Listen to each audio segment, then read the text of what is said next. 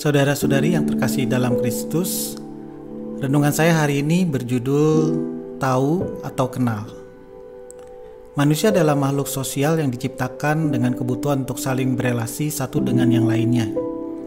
Tetapi dalam kehidupan berelasi, kita seringkali kurang memahami perbedaan dari kata tahu dan kata kenal. Dalam pergaulan sehari-hari, seringkali kita mendengar orang dengan bangga mengatakan seperti ini. Oh, si itu mah saya kenal. Lalu dilanjutkan dengan sederetan silsilah keluarga disebutkan, pertemanan, status, dia anaknya siapa, dia temannya siapa, kerjanya di perusahaan yang mana, dan selanjutnya. Tahukah saudara permasalahannya di mana? Kita terlalu cepat menggunakan kata kenal, padahal kita sebenarnya hanya sekedar tahu tentang orang tersebut.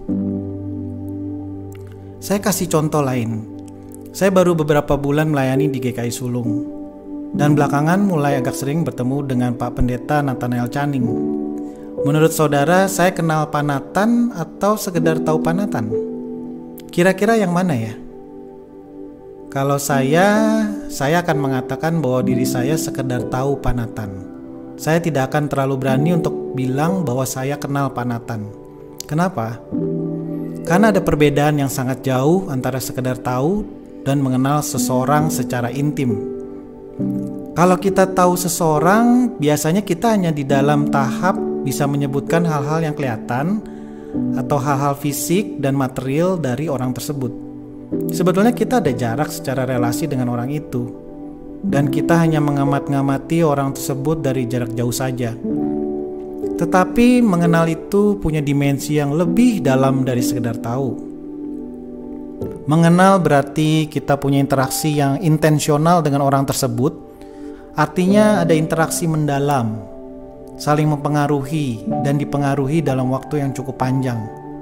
Kita mengenal orang itu sampai tahu hal-hal detail, baik secara kesukaan, hobi, karakter, atau bahkan respon-respon dia terhadap keadaan-keadaan tertentu. Kita bisa mengartikan perasaan orang tersebut bahkan saat ia menggerakkan tubuhnya atau ekspresi mukanya. Pikiran dan perasaan kita menyatu dengan orang tersebut hingga kita bisa merasakan apa yang dialami oleh orang tersebut. Bahkan ada perilaku kita yang mulai mirip sama orang tersebut. Nah, kalau saya dibilang kenal Pak Nathan, ya enggak juga lah, saudara-saudara. Kalau tahu ya iya pasti. Saya tidak tahu makanan kesukaan Pak Nathan. Saya tidak tahu beliau sukanya ngapain kalau lagi santai. Hobinya apa? Karakternya gimana? Keadaan apa yang membuat beliau reaktif, saya nggak tahu semuanya. Bahkan pengaruh beliau pada diri saya juga hampir nggak ada, karena baru mulai bertemu sekarang. Pengaruh saya ke beliau juga boleh dibilang hampir nggak ada. Jadi saya saat ini ada di dalam tahapan sekedar tahu Pak Nathan, bukan kenal Pak Nathan. Mungkin saja ke depan akan menjadi saling kenal lebih dalam. Itu Tuhan saja yang menentukan. Jadi sangatlah berbeda jauh antara tahu dan kenal ya saudara-saudara. Nah, berkaitan dengan kata tahu dan kenal, ada satu ayat Alkitab nih yang sangat berkesan di hati saya. Ayat ini sulit sekali saya lupakan, seperti menancap di hati saya. Ayatnya dari Matius 7 ayat 22 sampai 23. Saya bacakan ya. Pada hari terakhir banyak orang yang akan berseru kepadaku, Tuhan, Tuhan, bukankah kami bernubuat demi nama-Mu dan mengadakan banyak mujizat demi nama-Mu juga? Pada waktu itulah aku, yaitu Yesus, akan berterus terang kepada mereka dan berkata, Aku tidak pernah mengenal kamu. Nyahlah daripadaku, kamu sekalian pembuat kejahatan. Waktu saya membaca ayat ini ada dua hal yang aneh dan dulu agak sulit dimengerti. Yang pertama, lah itu yang berseru kan orang-orang yang melakukan banyak pelayanan. Dan sepertinya pelayanan yang mereka sebutkan itu bukanlah pelayanan-pelayanan yang biasa. Tingkatannya sudah luar biasa. Kok kenapa ya Yesus tolak? Bahkan diusir sama Yesus. Dan yang kedua yang membingungkan adalah Yesus malah bilang tidak mengenal mereka dan malah dibilang pembuat kejahatan. Sungguh sebuah ayat yang sulit dimengerti, bahkan kalau dibaca sekilas seperti ada makna yang terbalik-balik. Tentu saudara sudah bisa menebak dari penjelasan saya di awal tadi. Kuncinya ada di mana, saudara-saudara? Kuncinya di kata tahu dan kata kenal. Kata mengenal di ayat 23 itu bahasa Yunaninya eknon, berasal dari kata dasar ginosko. Artinya bukan sekedar tahu, tapi sebuah proses mengenal secara pribadi atau personal secara mendalam dan terus-menerus tiada hentinya. Kata ini mengandung arti simbolis pada interaksi keintiman seksual dalam konteks orang Yahudi dan pernikahan.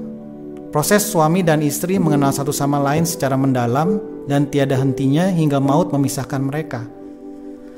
Kenal Yesus secara mendalam dan terus-menerus akan membawa perubahan total dalam setiap aspek kehidupan kita.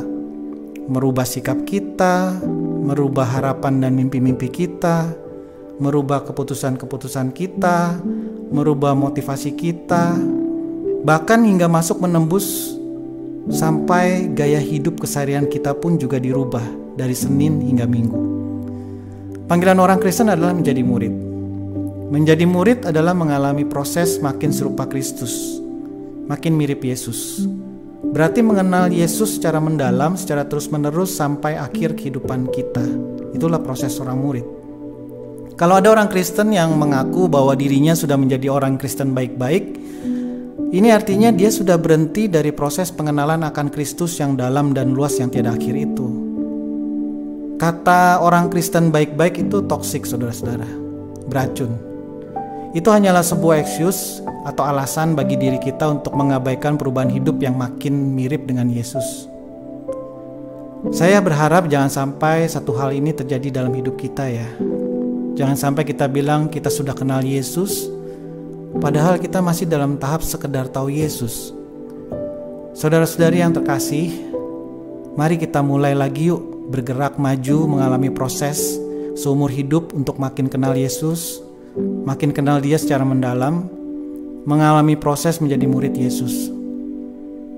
Yuk kita tanyakan pada diri kita, apa sih bagian-bagian dalam hidup saya yang belum mirip kayak Yesus? Ini adalah pertanyaan dari sebuah kegelisahan yang kudus, saudara-saudara. Minta pertolongan Tuhan melalui Roh Kudus-Nya. Saya yakin Tuhan akan menolong kita mengalami transformasi hidup yang sesungguhnya. Tuhan Yesus memberkati saudara-saudari sekalian. Amin.